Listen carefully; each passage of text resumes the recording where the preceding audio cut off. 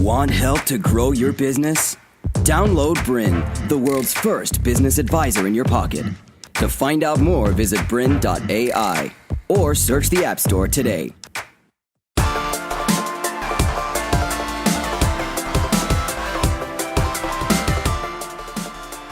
Hi, and welcome back to Importing Done Right.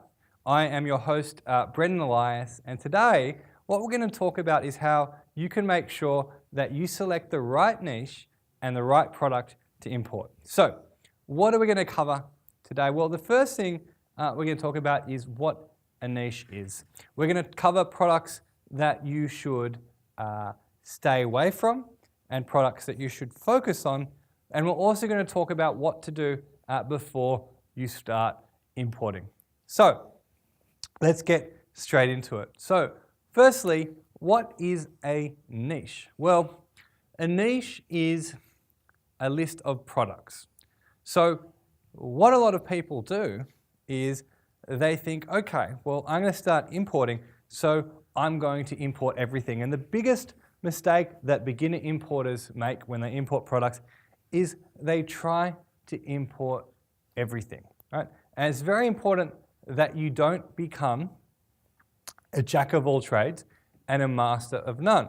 So it's very important that you don't have a business that, for example, imports globes and also imports tables and also imports glasses and also imports televisions. If you do that, you're going to find that it's going to be very hard for you to grow because you're not in a specific niche. Or if you're tuning in from America, a specific niche. And that's very important. So what is a niche? What is a niche? It is a category of products. So for example, hardware is a niche. Pet products are a niche. Baby products are a niche. What you want to do is specialize in that niche and become the master of that niche. Okay, so here's a secret and here's a tip. Before you even get started, understand that the smaller a niche is, the easier it will be to succeed in.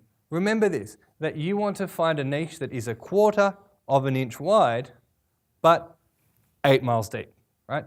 8 miles deep, filled with products. So don't import a little bit of this, a little bit of this, and a little bit of that, where you can become the master of that niche. And it can't be too broad. So say, for example, hardware. Is that narrow or is that broad? Of course, it's very broad. So if you wanted to do hardware, then you need to compete with some of the biggest brand names out there, right? So don't do that. Instead, maybe you focus on a very narrow band within that niche. So for example, instead of hardware, what about leaf blowers? Or let's say hypothetically, electric leaf blowers. Well, that is a very narrow niche, and you could make it 1/4 of an inch wide, 1, 2, 3, 4, 5, 6, 7, 8 miles deep, filled with different products. You could have a large leaf blower, you could have a smaller one, a basic entry model dust buster type item, and also what you could also have is the accessories, right? So the battery packs that come along with it. So you sell lots of different products that the same customer would want. So why do we need a niche? Well, it's very simple, that there is a statistic that it is 7 times easier to sell an item to a customer that you already have than to acquire a totally new customer. So in today's day and age, if you want a customer, then you need to pay for advertising, right? So you'd get advertising on things like Facebook, things like Instagram, things like Google AdWords, right? YouTube. There are many different ways to do it. Now, what a lot of people do, the mistake they make, is they advertise to get a sale. That's how it is the wrong way to do it. The right way to do it is you advertise to get a customer, right? You're understanding that the lifetime value of the customer is really where the big money is, the back end of the business. So acquire the customer, even if you break even, it's not the end of the world, but sell to them again and again and again and again. And you can only do that if you have a niche. If you're selling televisions, tables, glasses, globes, then you're going to acquire the customer, but they're not going to come back and buy anything else because they're not interested in the thing that they came for, right? They're not going to be able to find more stuff like that because you're offering a hodgepodge of different offerings, So that's why we don't just import as many products as possible in many different niches. We specialize in our specific product category. Remember, if you're owning your own website, this is the strategy. A niche, a quarter of an inch wide and 8 miles deep. There is a little bit of an exception, and that is for anyone selling on Amazon. Now, if you're selling on Amazon, often you can do well off one product and multiple different products. Because you don't own the customer data, Amazon owns the customer data, and you simply are the one supplying to Amazon and they sell it. Well, you don't have the opportunity to re-engage with that customer. So in that case, if it's Amazon, then you just want to import whatever products you can sell that you can private label and make a large margin on. But by and large, if you're not following the Amazon strategy, you must build a niche. Write this down if you're watching and you're not driving. A quarter of an inch wide and 8 miles deep. And that's probably from the students I've taught, the over 20,000 thing that rings true for the ones that are successful are the ones that focus on their niche. So how do you find out what product? Well, search what people are looking for. Have a look on Google. Go to Google AdWords and see what people are bidding on.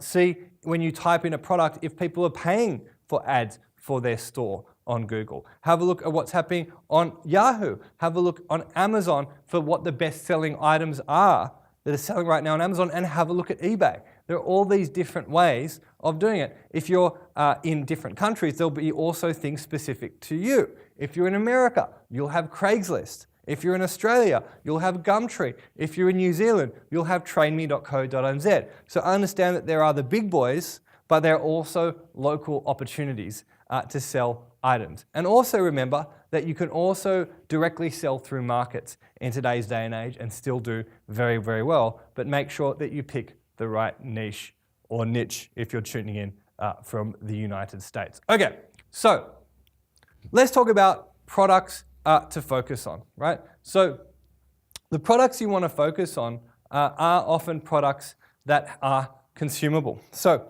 have a think about what are some clever consumable items that have been successful. Well, if you think about it, right, what are items you have to keep coming back again and again and again and again and again to buy? Things like shavers. The blade goes blunt. That's done on purpose. That's known as strategic obsolescence. Right? Things like shampoos. You run out, you got to come back and buy more. So consumable items are good.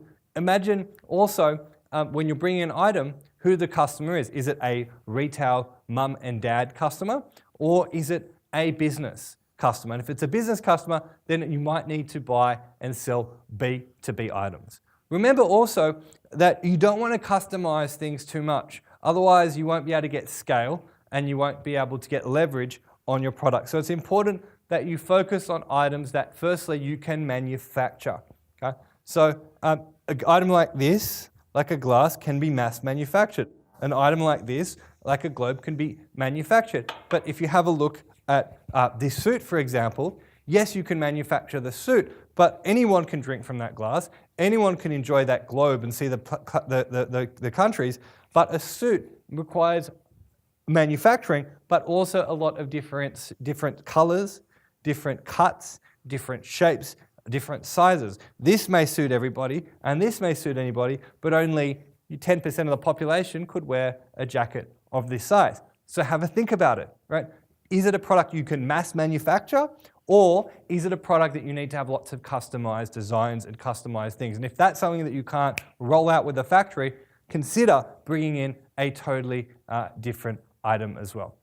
Next thing as well is that bring in items where you can do a custom design, but on the packaging, right? And that's how you do private labeling. And private labeling will help you differentiate yourself from your competitors on eBay, competitors on Amazon, but also in your own website. So you want to bring in a product where it's mass manufactured, but the packaging can be customized.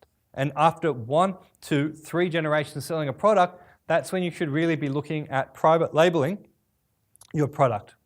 Also, you want to buy products that are ready-made from the factory and avoid prototypes. I've seen in the last 7 years, having taught 20,000 over students, the ones that are successful, the ones who find a product, bring in it and sell it.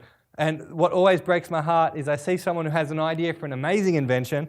They spend 5 years creating the invention, and then when they go to sell it, they find out that the market either doesn't want it right now because the market's changed since they came up with the invention, or it was just never a good idea to begin with. So be very, very careful about that. What you really want to do is focus on items that you're passionate about. And really, you need to ask yourself, what is it that you're passionate about? And really get to know inside what it is that drives you.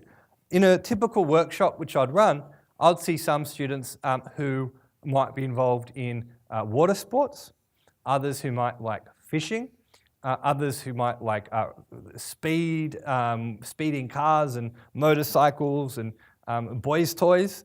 I'll see others that are interested in electronics and gadgets. And then often I'll meet ladies who like all those things, and sometimes I'll meet ladies who are interested in fashion, and sometimes I'll meet men who are interested in fashion.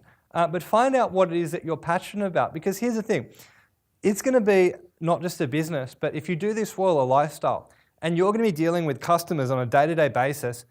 And look, honestly, if you are a stay-at-home mum that loves her kids and baby products are what you're interested in, then really, do you want to be involved in the world of high-end car automation or high-end music speakers and sound system if it's not passionate? You're not passionate about it. Because if you are passionate, you will know the product better. You will know what good specifications look like versus bad specifications. You will know what the market likes versus what the market doesn't like. So be in tune with the market, and please try your best to stick to products that you are passionate about. Now, the exception is if you already have a customer who's ready to go and they're ready to place an order and they've got a big sweaty pile of cash that they're just going to throw at you, if you get them the item, and you're passionate about money and you're passionate about going holidays in the Maldives with your partner, then do it. But if that's not the case, as I imagine it won't be for many of you, initially at least, then just stick to what you enjoy and stick to what you're passionate about. Because if you don't like the product, then it's going to be when things get hard or there's a challenge, right? It could be the difference between you quitting or you sticking a little bit longer for your business to take off into the stratosphere.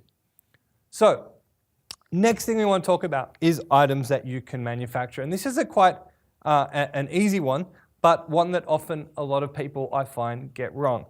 See, it's very important that you understand that countries like China, which you can buy products from, are very good at just copying something that exists and pumping it out one after the other, filling cartons, filling containers, filling ships and cargo vessels with repetitive products that are the exact same thing again and again and again.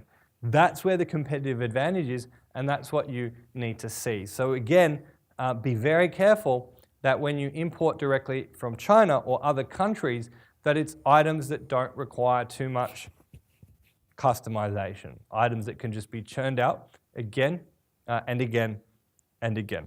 Don't be the person who is so fixated and has this perfectionist mentality that you have to get the perfect product that has to have every single thing done exactly your way, when you could just bring in 10 other items and sell them for a profit. Next thing, of course, is that you want to bring in what are called high-ticket items. Now, high-ticket items aren't items like glasses, and they're not items like toothpicks or paper clips. The high-ticket items are items that will sell for $100, $200, $300, $400, $500 and up. And what a lot of people do is they fixate on low budget items, okay? And if you want to bring in your toothpick... To continue enjoying this presentation, download BRiN, the world's first business advisor in your pocket. To find out more, visit BRiN.ai or search the App Store today.